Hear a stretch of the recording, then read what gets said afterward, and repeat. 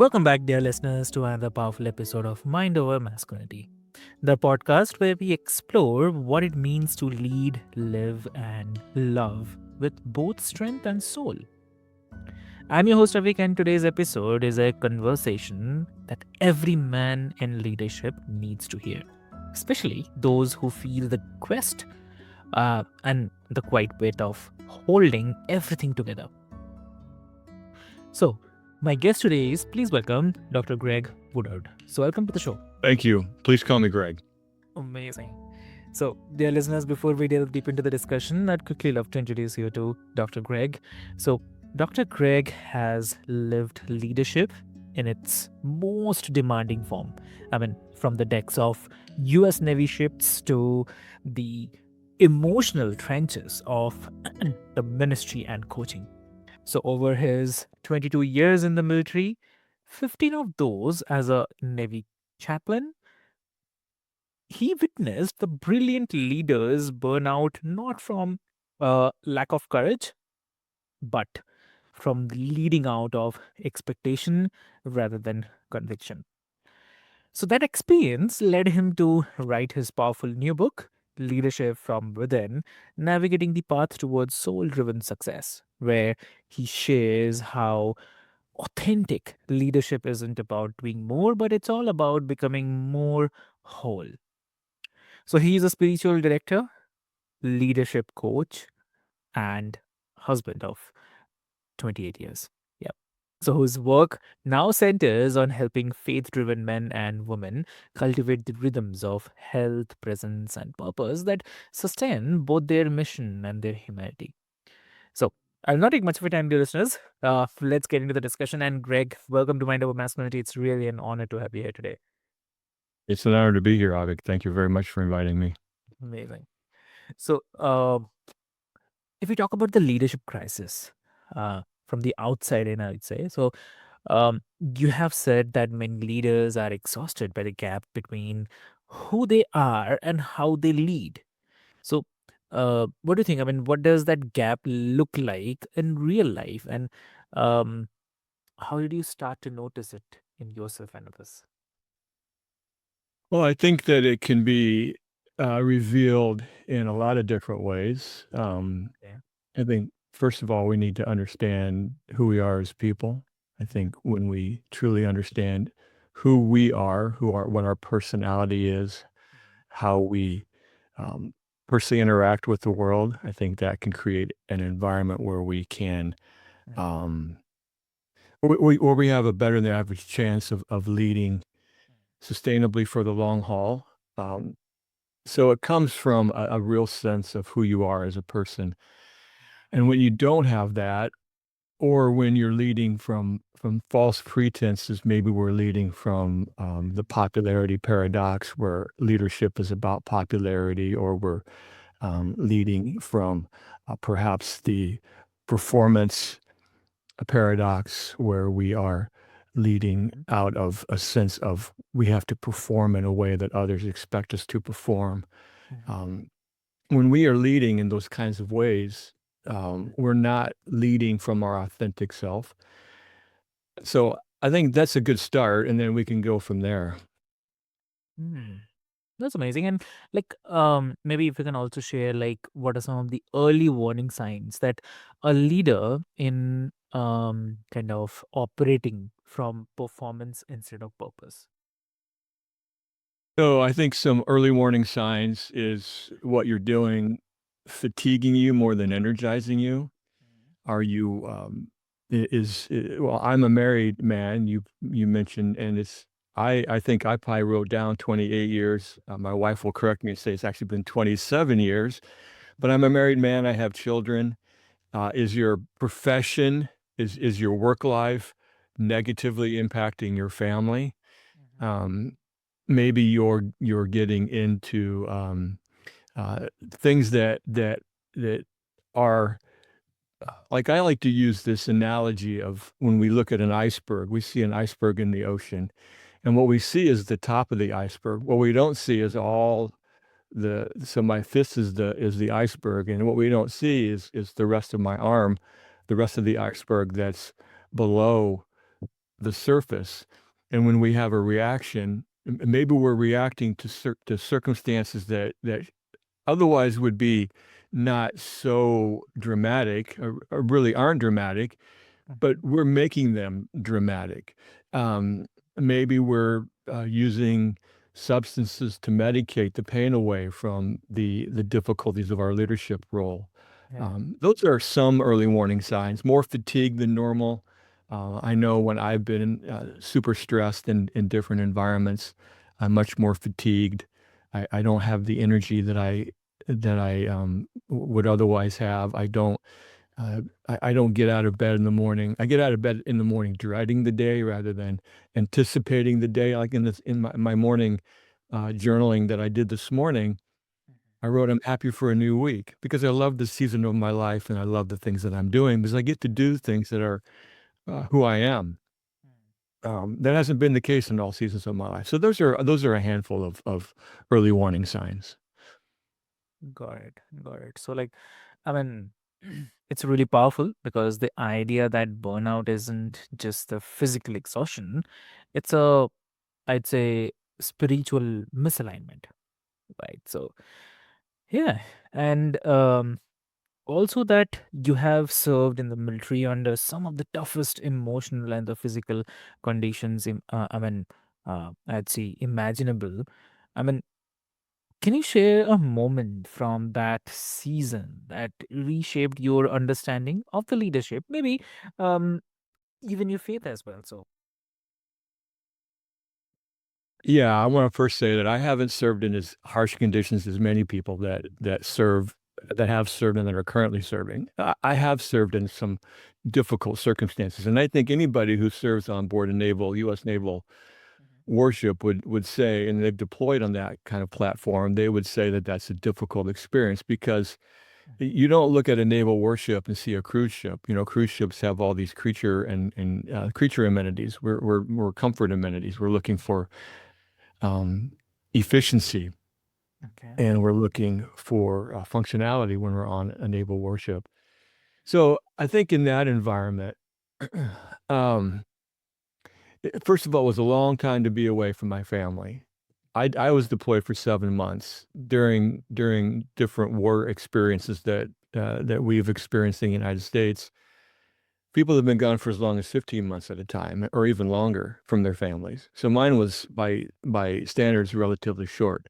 Still, it was arduous. My days were long. I would get up generally around 6 in the morning, and I would go to bed sometime after 10 in the evening.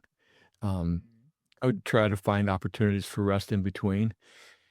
So what I learned in that experience, and I was in my role as a chaplain, I was there to provide for the spiritual care of of of really anybody who would come to see me or who I would be out visiting, um, interacting with various crew members, going to meetings that were vital to the ship, the smooth operation of the ship.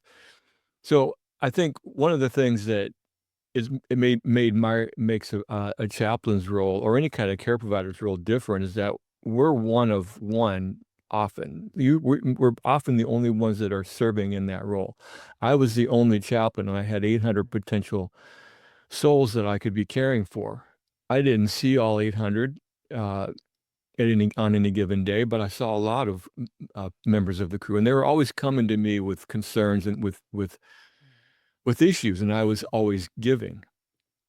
So in that environment, I learned pretty quickly that either I was going to find ways to build my resilience, to build my sustainability, or I was going to fail. And I had done some work prior in before I was a chaplain. I learned in a different kind of environment the nature of really doing rigorous and personal soul care. But I think that in that the shipboard experience deployed into the Middle East was one of those experiences that stretched me in some unique ways because I didn't have all the creature comforts. I couldn't go back home and have my wife console me or be interacting with my children. So I had to learn, and I learned four important rhythms, which perhaps we'll talk about more in depth throughout. But the in that environment, I learned first of all that I needed to take care of my spiritual self. So who I am in my Christian faith. Everybody has their own faith journeys. Mine is a Christian faith, and I had to build practices in my life that helped me to stay connected with the God that I serve. Um, so I was reading scripture and I was praying and I was doing personal devotional times.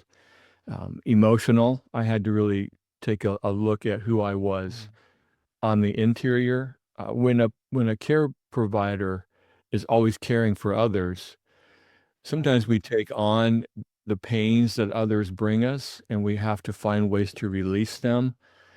So I would journal. I would take opportunities to reflect on how my giving was impacting my internal. How was I doing?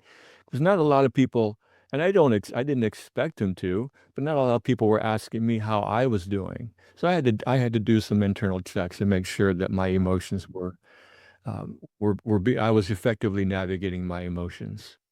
And then relational. I'm an introvert by nature, so sometimes it's hard for me to always have constant people interaction.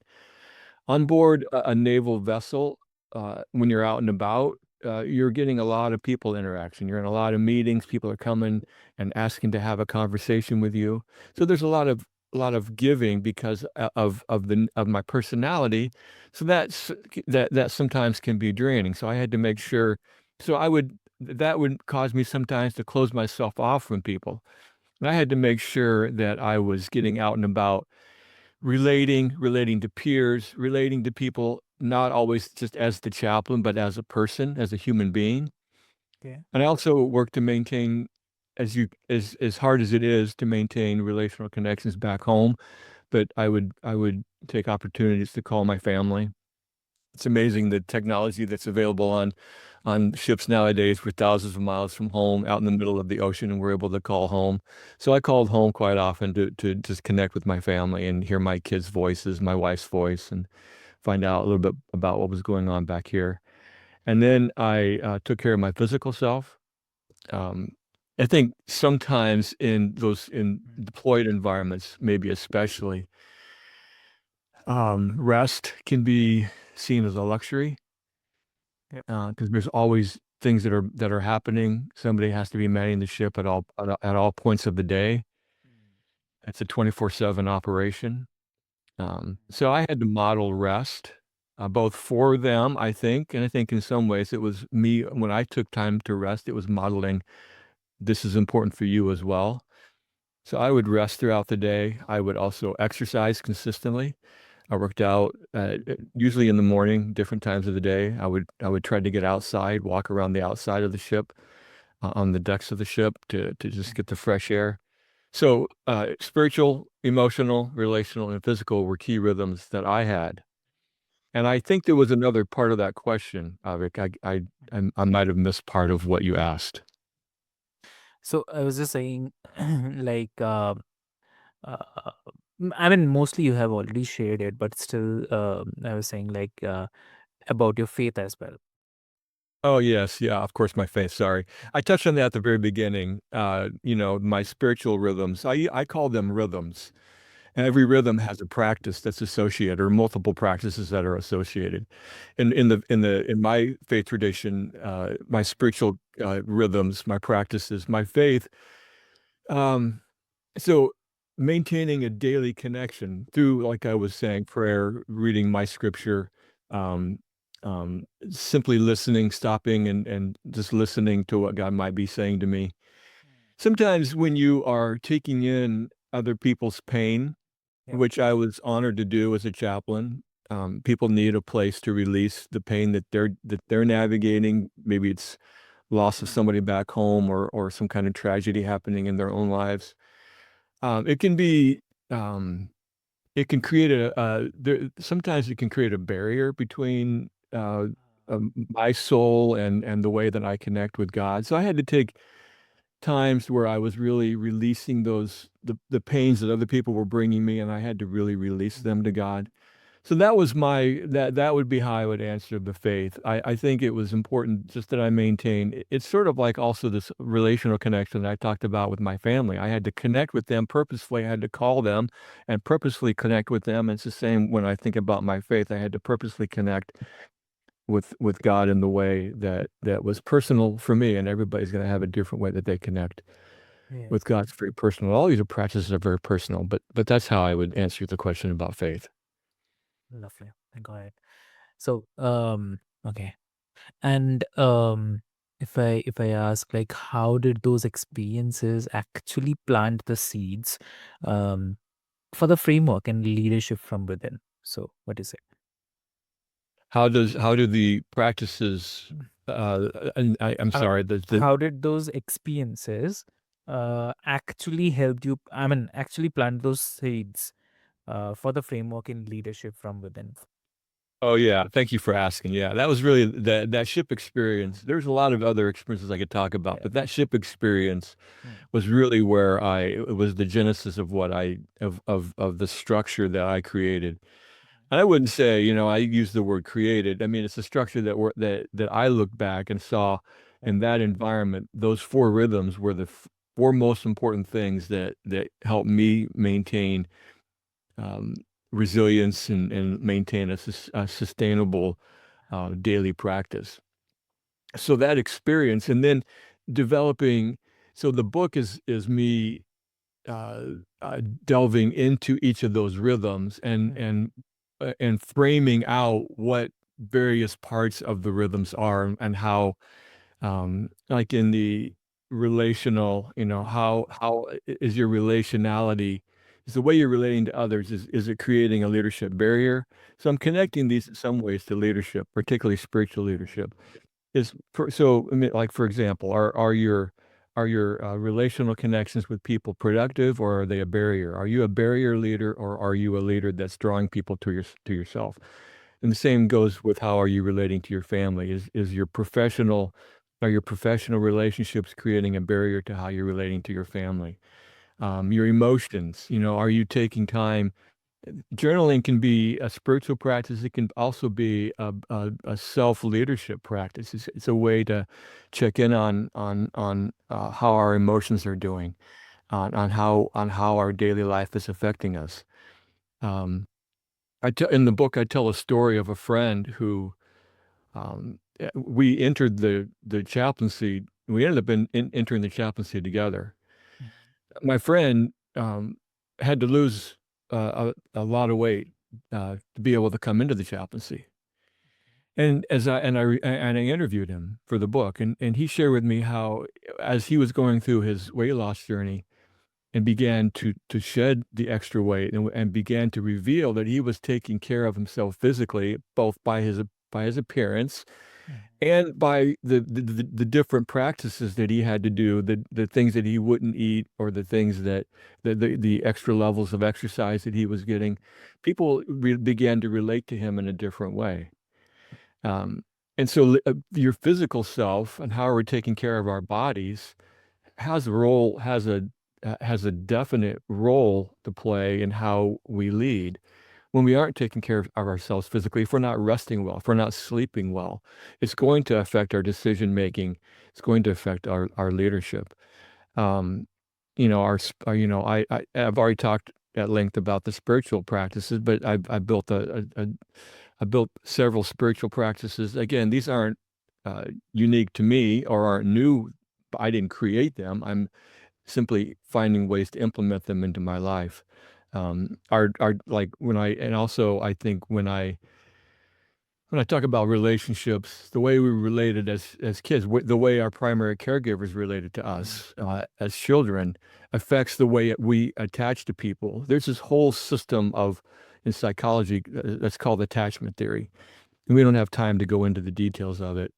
But basically, the way that your primary caregiver related to you, if they did it effectively, it had a positive impact on the way that you were raised as a child. And it continues to have an effect whether for positive or for negative, on the way. If you were insecurely attached as a child to your primary caregiver, it's usually a parent, but sometimes some other person is providing primary care. If that relational attachment wasn't effective, then that's going to affect your adult relationships, your leadership capacity in more challenging ways. And you're going to have to do more work to get to a place where you can securely attach to people and you can relate to them effectively. So that shipboard experience was very formative in me developing the framework that has become leadership from within. I appreciate you asking about that.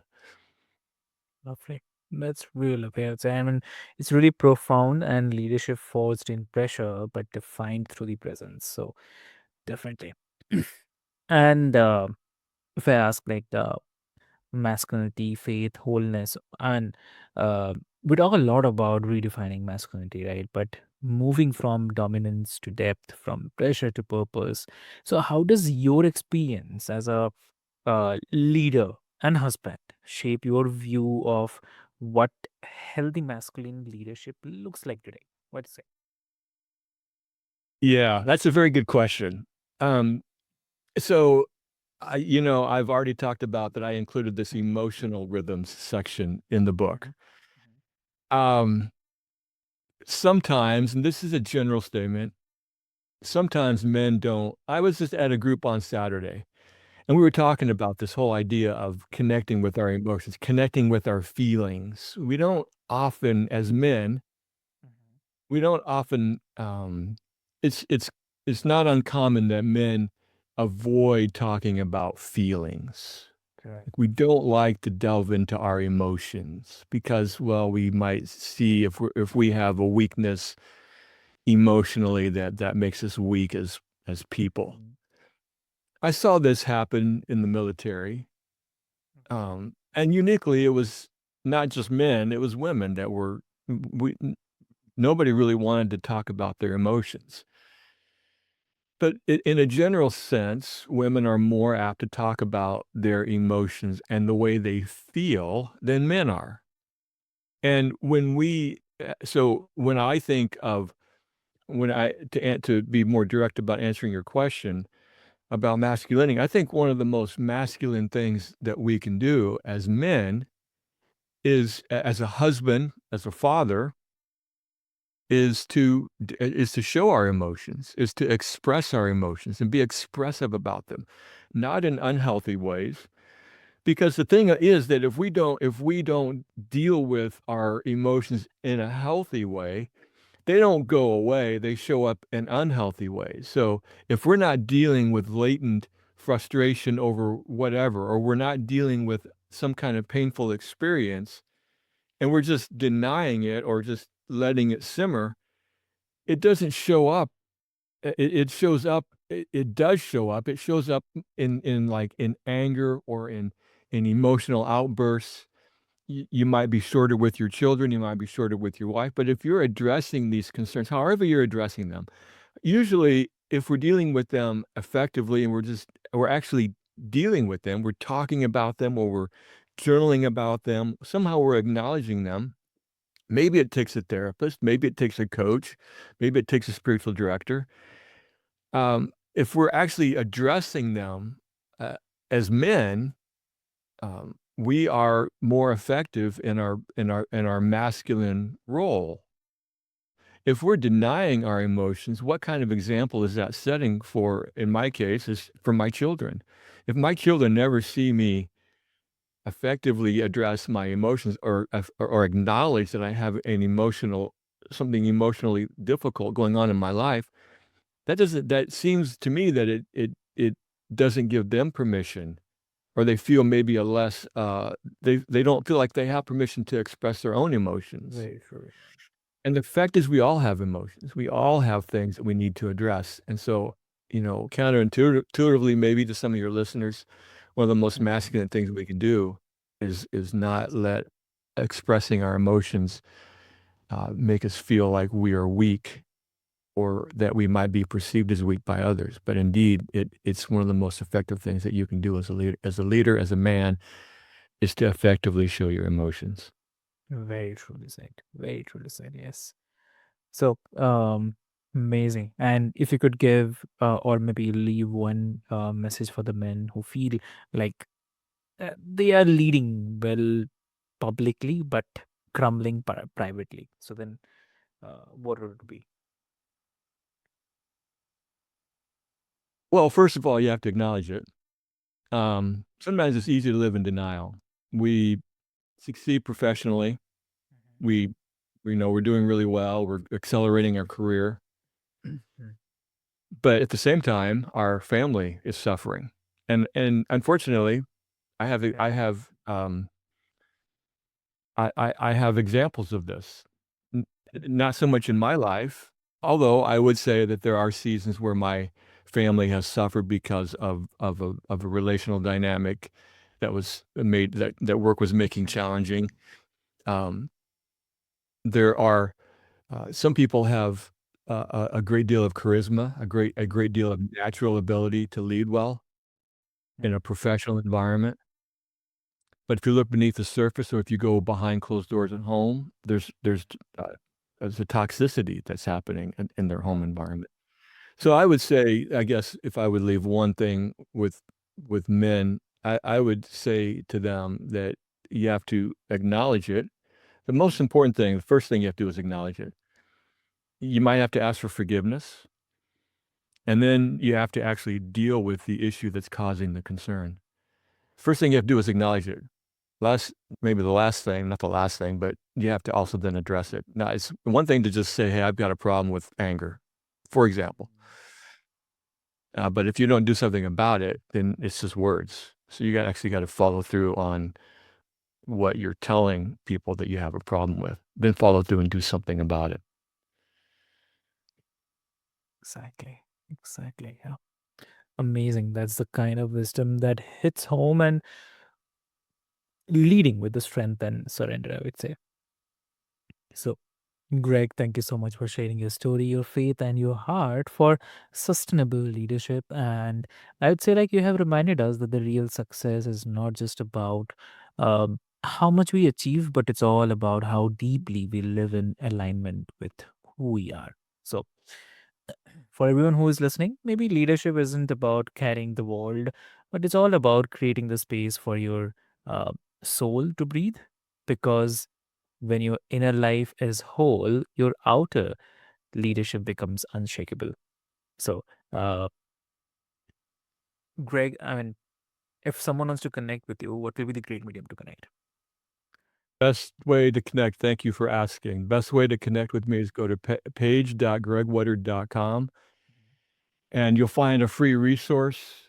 A lot of what we talked about, I never used the word burnout, but what we talked about was avoiding burnout. That was essentially a lot of what we were talking about. And when we're dealing with ourselves in an effective way, and we're maintaining holistic soul care, we're helping ourselves to avoid burnout. So there's a free resource that people can access. Yeah. They can also just go to my main website, gregwoodard.com, and there's some links across the top. They'll see Mhm. my book. I have a book page.